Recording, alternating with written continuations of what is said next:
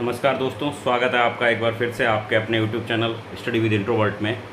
संविधान की सीरीज़ में आज हम आगे बढ़ते हुए बात करेंगे संविधान के मूल अधिकार की, जो भारतीय संविधान में आर्टिकल नंबर 12 से 35 तक के बीच में लिखित हैं और हर नागरिक को अपने अधिकारों के बारे में पता होना चाहिए।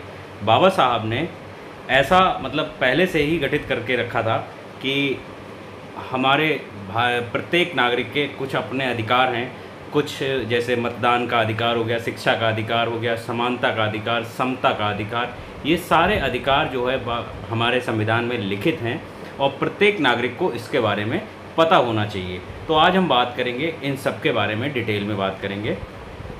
बने रहें हमारे साथ। मैं introvert, smart learning, clear concept और बेटर फ्यूचर के साथ हम तैयारी कराते हैं और बढ़ते हैं आगे टॉपिक की ओर।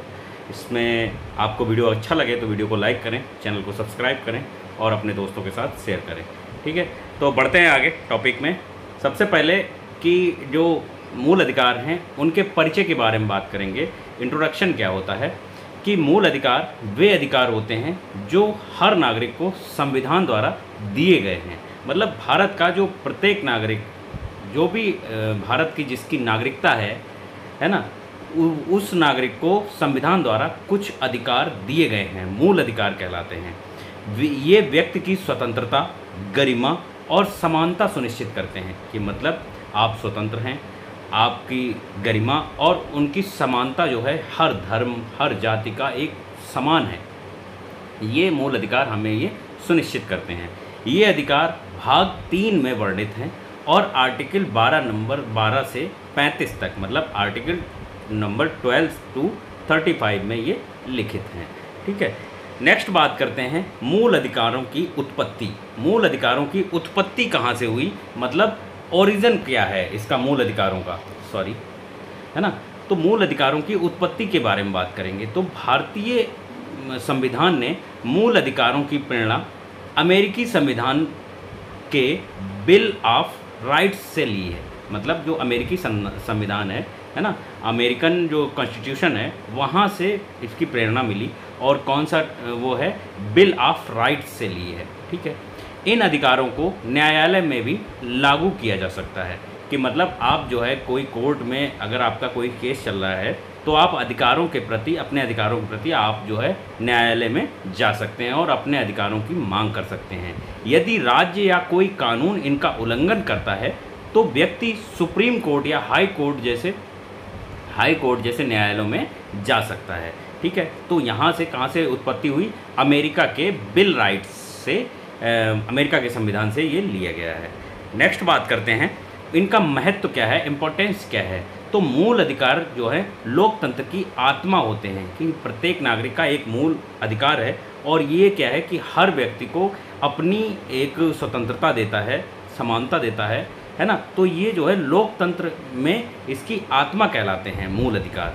ठीक है, ये सरकार की शक्ति पर सीमाएं लगाते हैं कि सरकार अपनी मनमर्जी नहीं कर सकती है, कुछ आपकी लिमिट्स हैं, हमारे कुछ अधिकार हैं, उनके विरुद्ध आप नहीं जा सकते और नागरिकों को शक्ति प्रदान करती है। इनके बिना संविधान सिर्फ एक किताब बनकर रह जाएगा। अगर जैसे आपके अधिकार आपको नहीं मिले हैं तो संविधान का मतलब क्या है, आप लड़ेंगे किससे, आपके अधिकार होंगे ही नहीं तो आप कैसे अपनी बात को व्यक्त कर पाएंगे, है ना। जैसा सरकार चाहेगी या कोई भी जो ऊपर बैठा हुआ अधिकारी है या जो भी है, तो वो आपको, आपका जो है उपयोगी जो उपयोग होगा वो आप अपनी शक्तियों का उपयोग ही नहीं कर पाएंगे, आप अपनी बात ही नहीं रख पाएंगे तो आपकी बात सुनेगा कौन। ये हमें जो है शक्ति प्रदान करते हैं हमारे मूल अधिकार। नेक्स्ट बात करते हैं कुल कितने मूल अधिकार हैं। तो जो मतलब हमारे मूल अधिकार हैं वो कुल कितने हैं उनकी बात करते हैं। तो भारत में वर्तमान में 6 मूल अधिकार हैं, मतलब 6 जो मूल अधिकार हैं वो अभी हैं। पहले ये कितने थे, पहले ये 7 थे, है ना। तो सबसे पहले बात करेंगे समानता का अधिकार, मतलब जो अधिकारों की सूची है वो हम आपको बताते हैं। सबसे पहला है समानता अधिकार। समानता का अधिकार में आता है राइट टू इक्वलिटी, यहाँ पे आर्टिकल नंबर 14 to 18 में इसका जिक्र किया गया है। दूसरा आता है स्वतंत्रता का अधिकार, यानी राइट टू फ्रीडम, है ना, इसका जो है आर्टिकल नंबर 19 से 22 तक इसका जिक्र है। तीसरा आता है शोषण के विरुद्ध अधिकार, मतलब राइट अगेंस्ट एक्सप्लोनेशन।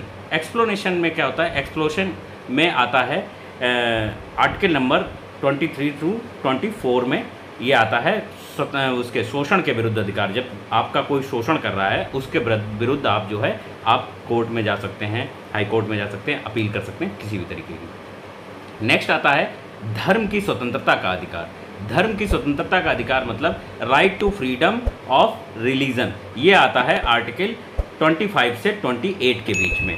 नेक्स्ट आता है सांस्कृतिक और शैक्षिक अधिकार। सांस्कृतिक और शैक्षिक अधिकार मतलब कल्चरल एंड एजुकेशनल राइट्स आते हैं, वो आते हैं आर्टिकल 29 से 30 के बीच में। अब संवैधानिक उपचारों का अधिकार। संवैधानिक उपचारों में आता है कि right to constitutional remedies, article number 32 इसके लिए लिखित है, ठीक है। और right to property article number 31 में आता है, जो 44वें संविधान संशोधन में 1978 द्वारा ये हटा दिया गया था। मतलब संपत्ति के विरुद्ध अधिकार जो था, है ना, संपत्ति के विरुद्ध मतलब आप कितनी भी संपत्ति आप रखें तो वो चीज़ जो थी वो अपने मूल अधिकारों में आती थी पहले। अब जो है वो अधिकार जो है वो हटा दिया गया है, जो 44वें संविधान संशोधन जो कि 1978 में हुआ था, और उसको हटा दिया गया है। अब नेक्स्ट बात करेंगे आर्टिकल नंबर 12 की। आर्टिकल नंबर 12 क्या कहलाता है, तो हम सारे आर्टिकल 1 बाय 1 करके आपको बताएंगे। तो सबसे पहले हम बात करेंगे आर्टिकल नंबर 12 की। तो आर्टिकल नंबर 12 राज्य स्टेट की परिभाषा देता है ना। इसमें सरकार और सभी सरकारी निकाय शामिल हैं, है ना। जो सरकारी निकाय जो आते हैं यानी पब्लिक अथॉरिटीज़ आती हैं, उनके बारे में ये उनकी परिभाषा देता है। फिर उसमें आता है संस्थाएं जो होती हैं, कौन कौन सी संस्थाएं आती हैं, केंद्र और राज्य सरकारें, संसद और विधानसभाएं, और सरकारी कंपनियां और विश्वविद्यालय। मतलब जो सरकारी निकाय आते हैं कौन कौन से, केंद्र और राज्य सरकारें आती हैं। इसके बाद अंदर आते हैं संसद और विधानसभा। इसके बाद में आती हैं सरकारी कंपनियां और विश्वविद्यालय, है ना। ये आते हैं कितने, आर्टिकल नंबर 12 के अंदर, है ना।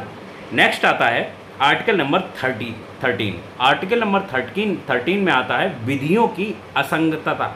असंगतता मतलब कि जो लॉज इनकंसिस्टेंट, है ना। इनकंसिस्टेंट में आता है कि आर्टिकल नंबर 13 कहता है कि कोई भी कानून जो मूल अधिकारों का उल्लंघन करता है वह शून्य और अमान्य है। मतलब मूल अधिकारों को कोई भी कानून जो है उसका उल्लंघन नहीं कर सकता। यह न्यायिक पुनरावलोकन या जुडिशियल रिव्यू की नींव रखता है। मतलब जो जुडिशियल रिव्यू की नींव कौन रखता है, आर्टिकल नंबर 13, है ना। तो इसमें जैसे एक केस दिया गया था केशवानंद भारती का, स्टेट ऑफ केरला के खिलाफ में एक केस दिया गया था जो 1973 में इसका जो है उपयोग किया गया था। कि जब सबसे पहला केस था ये 1973 में, तो इसमें क्या था कि supreme court held that fundamental rights are part of basic structure of the constitution. मतलब सुप्रीम कोर्ट ने ये कहा था कि जो फंडामेंटल राइट्स हैं वो बेसिक स्ट्रक्चर हैं कॉन्स्टिट्यूशन के, है ना। इस केस के बाद में ये सारे जो है एकदम से पूरी तरीके से लागू हो गए थे, बहुत अच्छे से, मतलब इसका यूज़ हुआ था। कहने का लागू तो पहले से थे लेकिन यूज़ हुआ था, है ना। नेक्स्ट आता है आर्टिकल नंबर 14। आर्टिकल नंबर 14 में आता है कानून के समक्ष समानता यानी इक्वलिटी बिफोर लॉ। इसमें आता है कि कानून, आर्टिकल नंबर 14 बताता है कि सभी को कानून के समक्ष समानता और कानून का समान संरक्षण जो है वो प्राप्त है। क्या है कि कोई भी व्यक्ति हो, अमीर हो या गरीब हो, किसी भी जाति का हो, है ना, वो कानून के समक्ष जो है वो समान है ना। उनका संरक्षण उन्हें समान मिलता है और कानून सबके लिए बराबर है। इसमें केस आया था EP Royappa versus state of Tamil Nadu, India ने किया था 1974 में, है ना। तो इसमें आया था equality is not just formal but includes fairness and reasonableness बताता था कि क्या है कि आप जो है कानून के प्रति सभी समान हैं और सबकी कानून जो है समान प्रतिरक्षा करता है ना। नेक्स्ट आता है आर्टिकल नंबर 15 यानी भेदभाव का निषेध, यानी डिस्क्रिमिनेशन जो होता है उसका प्रोविज़न किया गया था। इसमें आता है कि राज्य, धर्म, राज्य जो है धर्म, जाति, लिंग, जन्म स्थान आदि के आधार पर भेदभाव नहीं कर सकता। कोई भी राज्य किसी का जन्म, जाति, लिंग, धर्म, इन सब से कोई भी उसका लेना देना नहीं है, कोई भी भेदभाव नहीं हो सकता। आरक्षण की अनुमति सामाजिक और शैक्षणिक रूप से पिछड़े वर्गों के लिए दिए गए। आरक्षण जो रिजर्वेशन दिया गया है वो सबके लिए समान, मतलब जो अनुमति दी गई है वो सामाजिक रूप से और शैक्षणिक रूप से पिछड़े वर्ग के लिए, लोगों के लिए दिया गया है ना। इसमें एक केस आया था, Indira Sawhney case, union of India, मतलब 1992 में ओबीसी रिजर्वेशन अपेल्ड के थ्रू किया गया था कि इन्होंने जो ओबीसी में थे और उन्होंने यूनियन ऑफ इंडिया के ऊपर इन्होंने केस किया था 1992 में। तो ये आर्टिकल नंबर 15 के थ्रू हुआ था। नेक्स्ट आता है आर्टिकल नंबर 16, मतलब सभी नागरिकों को समान रोजगार अवसर देगा। कि ये आर्टिकल नंबर 16 बोलता है कि सभी जो भारत के जो भी नागरिक हैं उनको रोजगार का समान मौका मिलेगा, है ना। और आरक्षण अनुच्छेद 16 के भाग 4 के तहत वैध है, मतलब जो रिजर्वेशन है वो आर्टिकल नंबर 16 के पार्ट 4 में वैध है, मतलब जो बैकवर्ड क्लासेस हैं उनके लिए रिजर्वेशन की अलग से वो बना रखी है, ठीक है। नेक्स्ट आता है आर्टिकल नंबर 17, मतलब अस्पृश्यता का उन्मूलन, यानी जो वो थी अनटचबिलिटी, उसके लिए प्रोविज़न किया गया था, एवॉल्यूशन किया गया था, ठीक है। तो आर्टिकल नंबर 17 में भारत को अस्पृश्यता यानी अनटचबिलिटी को समाप्त करता है ना। आप जो है किसी जाति धर्म विशेष से हो, लेकिन आपको कोई छुआछूत जिसको बोलते हैं उससे आपको वो मिलती है, उसका आप वो कर सकते हैं, क्या नाम, विरोध कर सकते हैं, ठीक है। नेक्स्ट आता है किसी भी प्रकार की छुआछूत का दंडनीय अपराध है, मतलब आप किसी भी व्यक्ति से छुआछूत आदि मनाते हैं तो ये एक दंडनीय अपराध है। कानून नागरिक अधिकार संरक्षण अधिनियम 1955 ये आया था, इसमें कानून बना था कब, 1955 में नागरिक अधिकार संरक्षण अधिनियम के तहत ये जो है लॉ जोड़ा गया था, है ना। इसका पहला जो है एक अस्पृश्यता के खिलाफ पहला ऐतिहासिक निर्णय लिया गया था, कौन सा, कौन सा था, देवरालीजा वर्सेज पदमन्ना, इनके खिलाफ में केस हुआ था और ये हुआ था 1958 में। तो इसी के थ्रू ये केस जो है बना था। नेक्स्ट आता है आर्टिकल नंबर 18, यानी उपाधियों की समाप्ति। उपाधियों की समाप्ति में आया था कि जैसे राज्य किसी को भी कोई उपाधि नहीं देगा, जैसे सर राय बहादुर, मतलब ऐसी कोई राज्य से कोई उपाधि नहीं मिलेगी, केवल शैक्षणिक और सैन्य उपाधियों को उपाधियां ही दी जा सकती हैं। कि मतलब आप डॉक्टरेट लगा सकते हैं, आप एडवोकेट लगा सकते हैं, आप इंजीनियर लगा सकते हैं, आप जो है जो भी आपकी शैक्षणिक योग्यता है उसके थ्रू आप लगा सकते हैं, लेकिन राज्य इसको कोई भी वो नहीं देगा कि अलग से आपके सर लगा दिया आप राजा साहब हो गए, ऐसा कुछ नहीं है ना। तो और सैन्य में जो मेजर हैं, कर्नल हैं, इनके हिसाब से जो है उपाधि दी जाएगी। भारत सरकार पद्म पुरस्कार देती है, लेकिन ये टाइटल नहीं माने जाते हैं, है ना। भारत सरकार जो है वो एक पद्म पुरस्कार देती है, लेकिन ये टाइटल नहीं होता है। पद्म पुरस्कार वैध है तब तक जब तक हेरिडिटी प्रिविलेज ना बन जाए। हेरिडिटी प्रिविलेज में होता है कि जैसे जो उपाधि है उसको जो है एक राज्य सरकार अलग से नहीं जोड़ेगी। आपका जो पद्म पुरस्कार मिला है और वो सबको क्या होता है कि भारत सरकार, केंद्र सरकार देती है ना। भारत सरकार द्वारा वो एक सम्मानित व्यक्ति को मिलता है, उसके बाद में उसके सामने एक उपाधि लग जाती है, ठीक है। और ये केस आया था कब, Balaji Raghavan versus union of India 1996 में ये आया था आर्टिकल नंबर 18 के थ्रू। नेक्स्ट आता है आर्टिकल नंबर 19, ये आता है स्वतंत्रता के अधिकार। स्वतंत्रता के अधिकार में आता है कि हर नागरिक को 6 मौलिक स्वतंत्रताएं दी गई हैं। कौन कौन सी, वाक और अभिव्यक्ति की संरचना, कि मतलब आप जो है freedom of speech and expression, आप किसी के सामने बात कर सकते हैं और अपने जो एक्सप्रेशंस हैं वो दे सकते हैं। शांतिपूर्वक सभा करने की स्वतंत्रता, दूसरा आता है शांतिपूर्वक सभा करने की स्वतंत्रता होती है। तीसरा आता है संघ बनाने की स्वतंत्रता, मतलब freedom to form a association या यूनियन, को आप कोई भी यूनियन बना सकते हैं, एसोसिएशन बना सकते हैं। और भारत में कहीं भी आने जाने की स्वतंत्रता, आप जो है भारत में कहीं भी आ जा सकते हैं बिना किसी वीज़ा के, बिना किसी रोक टोक के।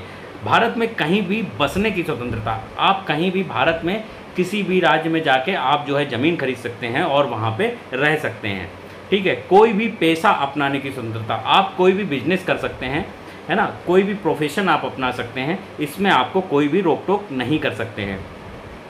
ये एब्सोल्यूट नहीं होते हैं, कुछ प्रतिबंध भी हो सकते हैं कि पेशा में कुछ प्रतिबंध भी आते हैं, है ना। जैसे केस आया था एक Romesh Thappar versus state of Madras में 1950 में ये केस आया था। ये आया था स्वतंत्रता के अधिकार के थ्रू आया था। इसमें अभिव्यक्ति की स्वतंत्रता का ऐतिहासिक फैसला लिया गया था कि आप जो है आप कहीं पे भी अपनी बात को अभिव्यक्त कर सकते हैं, बता सकते हैं, बोल सकते हैं, अपने विचार प्रस्तुत कर सकते हैं। ठीक है, नेक्स्ट आता है आर्टिकल नंबर 20। आर्टिकल नंबर 20 दिखाता है आपराधिक मामलों में संरक्षण, यानी प्रोटेक्शन इन क्रिमिनल ऑफेंस, है ना। तो इसमें 3 महत्वपूर्ण संरक्षण दिए गए हैं। पहला आता है कि अपराध बनने से पहले किए गए कार्य के लिए सज़ा नहीं है, कि आप जैसे कोई भी मर्डर कर रहे हैं और उससे पहले जो प्लानिंग कर रहे हैं, तो प्लानिंग की कोई सज़ा नहीं है। जब आपने मर्डर कर दिया उसके बाद में आपको सज़ा मिलेगी। ये आती है आपराधिक मामलों में संरक्षण के थ्रू। ये एक मतलब स्वतंत्रता मिली है आपको। आप जो है सोच सकते हैं, लेकिन अगर आपने जब किया तभी सज़ा मिलेगी। सोचने का कोई क्रिमिनल चार्ज नहीं है।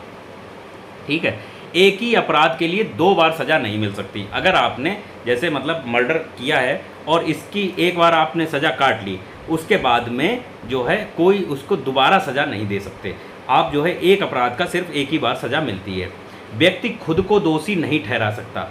व्यक्ति जो है खुद का जो है जुर्म कबूल कर सकता है, लेकिन खुद को दोषी नहीं ठहरा सकता कि हाँ मतलब मैं ही दोषी हूँ, फलाना है। लेकिन आपके प्रति आप जो है खुद को सबूत दिखाने पड़ेंगे कि मैंने ये कत्ल किया है, मैंने ये मर्डर किया है, ये कुछ भी किया है, तो उसका आपको सबूत देना पड़ेगा और आप अपना जुर्म कबूल कर सकते हैं, लेकिन आप खुद को दोषी नहीं मान सकते, है ना। और क्या आता है कि केस इसमें आता है कि केस नंदिनी सातपति वर्सेज पीएल दानी 1978 में आपराधिक संरक्षण के मामले में आर्टिकल नंबर 20 के थ्रू एक केस हुआ था। इसमें आत्मदोष स्वीकार न करने का अधिकार दोहराया गया था कि मतलब आत्मदोष, आपने जो अपना दोष है वो स्वीकार नहीं किया, इसका अधिकार जो है वो दोहराया गया था। नेक्स्ट आता है आर्टिकल नंबर 21, जीवन और व्यक्तिगत स्वतंत्रता का अधिकार। मतलब किसी भी व्यक्ति को विधि द्वारा स्थापित प्रक्रिया के बिना जीवन और स्वतंत्रता से वंचित नहीं किया जा सकता। कि मतलब ऐसा नहीं है कि किसी को भी मार दो या आप यहाँ नहीं रहो, ऐसे नहीं रहो, ये सब चीज़ें वैध नहीं है, है ना। ये सबसे व्यापक मौलिक अधिकार है कि मतलब जीवन और व्यक्तिगत स्वतंत्रता, मतलब आप कैसे भी हैं, आप जीवित रहिए अगर आपकी मर्जी है तो, है ना। तो ये चीज़ें हैं। इसमें आता है case Maneka Gandhi versus union of India 1978 में। इसमें आया था कि जीवन का अर्थ केवल शारीरिक अस्तित्व तो नहीं बल्कि गुणवत्ता का जीवन भी है।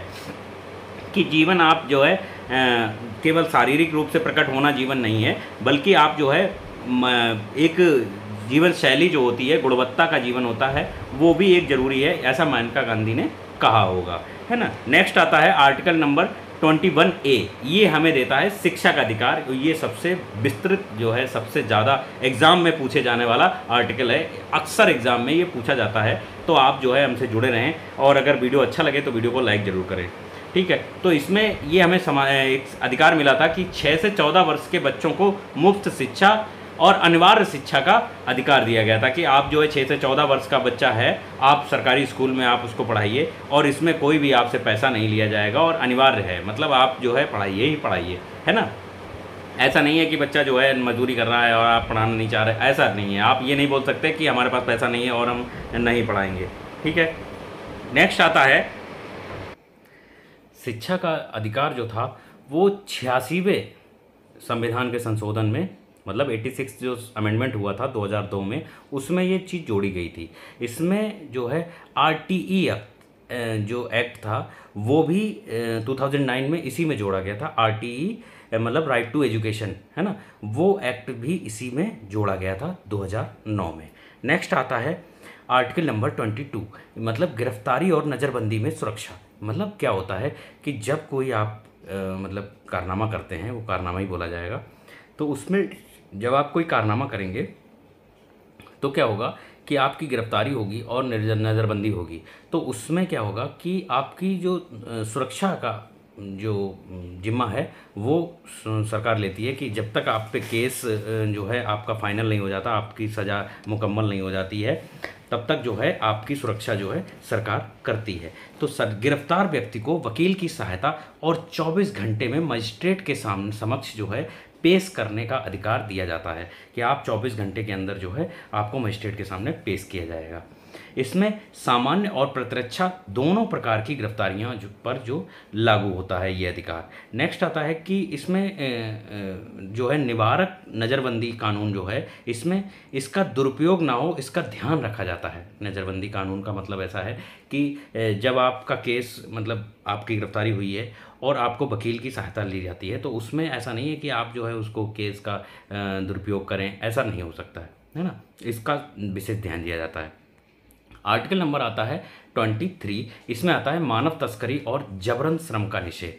मतलब जो आर्टिकल 23 है उसमें मनुष्य की तस्करी मतलब जो ट्रैफिकिंग की जाती है उसके विरुद्ध जो है, जिसमें क्या होता है कि बीमारी और जबरन श्रम को प्रतिबंधित किया जाता है कि मतलब बीमारी नहीं, बेगारी और जबरन श्रम की मतलब आपसे कोई ज़बरदस्ती कोई काम नहीं करवा सकता है ना। और क्या है मानव तस्करी की मतलब मानव अंग जो है इधर से उधर ट्रांसफ़र किए जाते हैं उसका, है ना, ये एक अपराध कहलाता है। और इसमें जो है जबरन श्रम का आप वो कर सकते हैं। और क्या है कि आपकी मानव तस्करी नहीं कर सकते, इसके आप विरुद्ध ये आर्टिकल हमें स्वतंत्रता देता है। इसका उल्लंघन जो है अगर कोई भी करता है तो वो एक अपराध है। इसमें आता है कि मजदूरों से न्यूनतम वेतन से कम पर काम करवाना भी बेगारी माना जाता है कि आपसे जो है एक न्यूनतम वेतन है, जैसे मनरेगा की बात है तो उसमें 200 रुपये 250 रुपये जो भी है पर डे का उसमें आता है कि ये न्यूनतम वेतन है, इससे कम पे आप पे कोई भी कार्य नहीं करा सकता, इसको आप बेगार माने जाएगा। नेक्स्ट आता है आर्टिकल नंबर 24 यानी बाल श्रम पर प्रतिबंध। बाल श्रम पर प्रतिबंध ये है कि 14 वर्ष से कम आयु के बच्चों को खतरनाक उद्योगों में काम पर लगाना मना होता है कि 14 वर्ष से कम जो बच्चा है उसको आप जो है किसी भी उद्योग में काम नहीं करवा सकते। ये आता है बाल श्रम में, है ना। तो बाल श्रम में गर्मी बहुत हो रही है, सॉरी, है ना, ये आता है बाल श्रम में। तो इम्प्लीमेंटेड ये आया था बाल श्रम वाला जो कानून था, इसका बाल श्रम पर प्रतिबंध वाला ये आया था 1986 में, है ना, ये जोड़ा गया था अमेंडमेंट के थ्रू। नेक्स्ट आता है आर्टिकल नंबर 25 यानी धर्म की स्वतंत्रता का अधिकार। धर्म की स्वतंत्रता का अधिकार को ऐसा है कि प्रत्येक व्यक्ति को अपने धर्म को मानने, आवरण करने और प्रचार करने की जो है वो स्वतंत्रता होती है कि आप अपने धर्म को मान सकते हैं और उसका जो है आवरण कर सकते हैं। आप उसको मतलब जैसे भी जो भी होता है, कोई भी त्यौहार है कुछ भी है, आप उसको अच्छे तरीके से मना सकते हैं और क्या है कि उसका प्रचार भी कर सकते हैं।